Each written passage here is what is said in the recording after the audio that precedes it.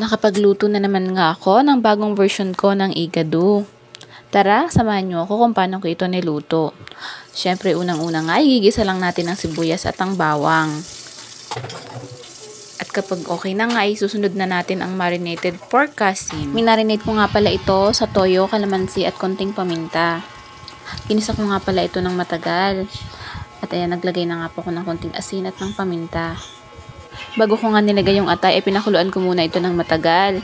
Para naman lutong-luto na talaga yung karne at hindi mo overcook itong ating atay.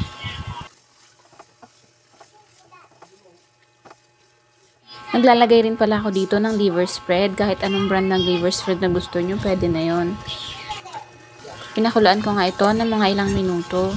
Saka ko inilagay itong mga gulay. At syempre, hahaluin natin ng maayos yan. Ito na nga po yung bagong version ng igado ko na sinasabi. Napanood ko nga sa vlog ni Kamangyan na yung nilagay niya sa igado ang pampalapot ay yung cornstarch. Kaya naman sinubukan ko nga ito. Sadyang ang hindi ako bumili ng gabi para yung cornstarch nga yung gagawin kong pampalapot. At ayan na nga ang kinalabasan niya. Tik naman ang naging consistency niya at pares lang naman sila ng lasa. So, luto na nga to guys. Yun lamang ang aking igado for today's video.